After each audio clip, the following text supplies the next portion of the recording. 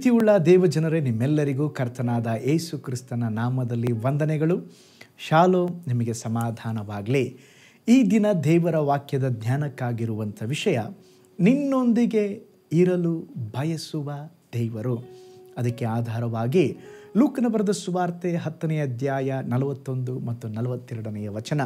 ಸ್ವಾಮಿಯು ಆಕೆಗೆ, ಮಾರ್ತಳೆ ಮಾರ್ತಳೆ, ನೀನು ಅನೇಕ ವಿಷಯವಾಗಿ ಚಿಂತೆಯಲ್ಲಿಯೂ ಗಡಿಬಿಡಿಯಲ್ಲಿಯೂ ಸಿಕ್ಕಿಕೊಂಡಿದ್ದೆ. ಕೆಲವು ಮಾತ್ರ ಬೇಕಾದದ್ದು. ಮರಿಯಳು ಆ ಉತ್ತಮ ಭಾಗವನ್ನು ಆರಿಸಿಕೊಂಡಿದ್ದಾಳೆ, ಅದು ಆಕೆಯಿಂದ ತೆಗೆಯಲ್ಪಡುವುದಿಲ್ಲ ಎಂದು ಉತ್ತರ ಕೊಟ್ಟನು. ನೋಡ್ರಿ, ಈ ಸಂಭವ ನಮ್ಮೆಲ್ಲರಿಗೆ ಗೊತ್ತು. ಒಂದು ಮನೆಗೆ ಯೇಸು ಸ್ವಾಮಿ ಹೋಗಿದ್ದಾರೆ. ಅಕ್ಕ ತಂಗಿ ಇದ್ದಾರೆ.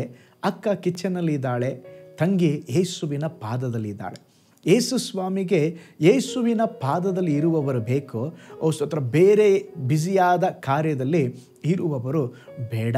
ನೋಡ್ರಿ, ಅದಕ್ಕೆ ಇಲ್ಲಿ ಮಾರ್ತಳು ಬಂದು, ಯೇಸು ಸ್ವಾಮಿ ಮರಿಯಳು ನನ್ನೊಬ್ಬಳನ್ನೇ ಬಿಟ್ಟಿದ್ದಾಳೆ, ಅವಳಿಗೆ ಹೇಳೆಂಬುದಾಗಿ ಹೇಳಿದಾಗ ಮಾರ್ತಳೆಗೆ ದೇವರು ಹೇಳ್ತಾ ಇದ್ದಾರೆ, ಮಾರ್ತಳೆ ಮಾರ್ತಳೆ, ನೀನು ಚಿಂತೆ ಮಾಡ್ತಾ ಇದೀಯಾ, ಗಡಿಬಿಡಿಗೆ ಒಳಗಾಗಿದ್ದೀಯಾ. ಬೇಕಾದದ್ದು ಒಂದು, ಏನು? ನನ್ನ ಪಾದ ಸಮ್ಮುಖದಲ್ಲಿ ಕಾದು ಕುಳಿತುಕೊಳ್ಳುವಂಥ ಅನುಭವ.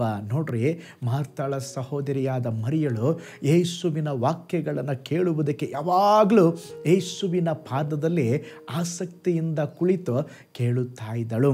ಅದು ಅವಳಿಂದ ತೆಗೆಯಲ್ಪಡದ ಉತ್ತಮವಾದ ಭಾಗ ಎಂಬುದಾಗಿ ಯೇಸು ಸ್ವಾಮಿ ಹೇಳುತ್ತಿದ್ದಾರೆ. ಹಾಗೆಯೇ ನಾವು ಸಹ ಅನೇಕ ಸಾರಿ ದೇವರು ಬಯಸುವ ಕಾರ್ಯಗಳಿಗಿಂತ ಮಾರ್ತಳ ಹಾಗೆ ಇತರ ಕಾರ್ಯಗಳಲ್ಲೇ ನಾವು ಬ್ಯುಸಿಯಾಗಿದ್ದೇವೆ. ಒಂದು ಪ್ರೀತಿಯುಳ್ಳ ಕುಟುಂಬದಲ್ಲಿ ತಾಯಿಯು ಕಾಯಿಲೆ ಬಂದು ತೀರಿ ಹೋಗಿಬಿಟ್ರು. ಪಾಪ, ತಂದೆಗೆ ಸಹಿಸಲಾರದ ದುಃಖ. ಅವರು ತನ್ನ ಕೊನೆಯ ಮಗಳು ಬಳಿಗೆ ಬಂದು, ಮಗಳೇ, ಇನ್ನು ಮೇಲೆ ನಿನ್ನಿಂದಲೇ ನನಗೆ ಆಧರಣೆಯಾಗಬೇಕು. ನಿನ್ನ ಶಾಲೆಯಿಂದ ಬಂದ ತಕ್ಷಣ ನನ್ನೊಟ್ಟಿಗೆ ಸ್ವಲ್ಪ ಸಮಯ ಕಳೆದು ನಂತರ ನಿನ್ನ ಪಾಠಗಳನ್ನು ಓದಿಕೊಂಡು ಹೋಗು ಎಂಬುದಾಗಿ ಆ ಮಗಳಿಗೆ ಹೇಳಿ ಕಳಿಸಿಬಿಟ್ಟರು. ತಂದೆ ಮಗಳು ಒಟ್ಟಿಗೆ ಸಂಚರಿಸಲು ಹೋದರು.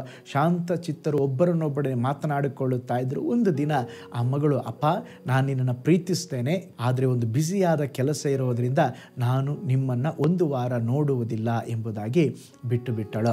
ಸ್ತೋತ್ರ. ಒಂದು ವಾರಗಳ ಕಳೆದ ಮೇಲೆ ಒಂದು ದಿನ ಅವಳು ಬಂದು, ಅಪ್ಪ, ಈ ಒಂದು ವಾರ ನಾನು ನಿಮ್ಗೇನು ಮಾಡಿದ್ನೆ ಗೊತ್ತಾ? ನಾನು ನಿಮಗೋಸ್ಕರವಾಗಿ ಒಂದು ಸ್ವೆಟರನ್ನು ನಾನು ಹೊಲಿದಿದ್ದೇನೆ ಎಂಬುದಾಗಿ ತಂದೆಯ ಬಳಿಯಲ್ಲಿ ಕೊಟ್ಟಳು.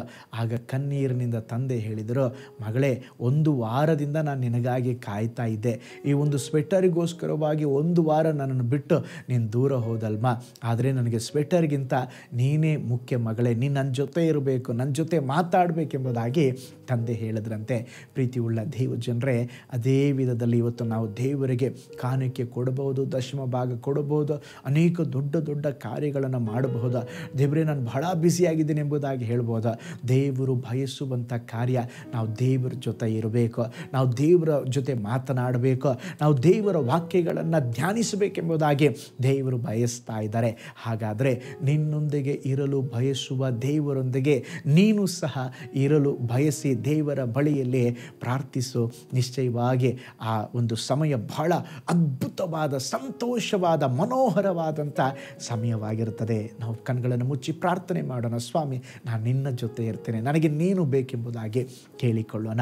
ಪರಲೋಕದಲ್ಲಿ ವಾಸ ಮಾಡುವ ನಮ್ಮ ತಂದೆಯಾದ ದೇವರೇ, ಈ ಸುಂದರವಾದ ಹೊಸ ದಿನಕ್ಕಾಗಿ ಸ್ತೋತ್ರ. ದೇವರೇ, ನಮ್ಮೊಂದಿಗೆ ಯಾವಾಗಲೂ ದೇವರೇ ಇರಲು ಬಯಸುವ ದೇವರು ನೀವು. ಅಪ್ಪ, ಹನೋಕನು ನಿಮ್ಮ ಮುಂದೆಗೆ ನಡೆದ ಹಾಗೆ ನಾವು ನಿಮ್ಮ ಜೊತೆ ನಡಿಬೇಕು, ನಿಮ್ಮ ಜೊತೆ ಮಾತಾಡಬೇಕು, ನಿಮ್ಮ ಸ್ವರ ಕೇಳಬೇಕು. ದೇವರೇ, ನಾವು ನಿಮ್ಮೊಂದಿಗೆ ಇರಬೇಕಪ್ಪ. ಈ ಲೋಕದಲ್ಲಿ ಅನೇಕ ಕಾರ್ಯಗಳ ನಿಮಿತ್ತ, ಕೆಲಸದ ನಿಮಿತ್ತ, ಜಂಜಾಟದ ನಿಮಿತ್ತ ದೇವರೇ ಅನೇಕ ಸಾರಿ ನಾವು ನಿಮ್ಮನ್ನು ಮರೆತು ಹೋಗುವ ಅನುಭವ, ಪ್ರಾರ್ಥನೆಯನ್ನು ಮರೆತು ಹೋಗುವ ಅನುಭವ, ನಿಮ್ಮನ್ನೇ ಮರೆತು ಹೋಗುವ ಅನುಭವ. ದೇವರೇ, ಆ ವಿಧದಲ್ಲಿ ನಾವು ಜೀವಿಸಬಾರದು ಸ್ವಾಮಿ. ನಿನ್ನ ಮಾರ್ಗದಲ್ಲಿ ಜೀವಿಸಬೇಕು, ನಿಮ್ಮನ್ನು ಮೆಚ್ಚಿಸಬೇಕು, ನಿನ್ನ ಮಹಿಮೆಗಾಗಿ ಬಾಳಬೇಕು. ನಮಗೆ ಸಹಾಯ ಮಾಡಿರಿ. ಈ ದಿನ ಕೂಡ ಒಂದು ಹೊಸ ದಿನಪ್ಪ. ಈ ವಿಡಿಯೋನ ವೀಕ್ಷಿಸ್ತಾ ಇರುವ ಎಲ್ಲ ದೇವ ಮಕ್ಕಳನ್ನು ಹೊಸ ಕೃಪೆಯಿಂದ ತುಂಬಿಸಿ ಅದ್ಭುತವಾಗಿ ಈ ದಿವಸ ನಡೆಸ್ರಿ. ಯೇಸುವಿನ ಹೆಸರಿನಲ್ಲಿ ಪ್ರಾರ್ಥಿಸ್ತೇವೆ ನಮ್ಮ ಜೀವವುಳ್ಳ ತಂದೆಯೇ, ಆಮೇನ್. Praise the lord. ಹಾಗಾದರೆ ಅನುದಿನವೂ ನಮ್ಮೊಂದಿಗೆ ಇರಲು ಬಯಸುವ ದೇವರ ಜೊತೆ ನಾವು ಜೊತೆಯಲ್ಲಿದ್ದು ಜೀವಿಸೋಣ.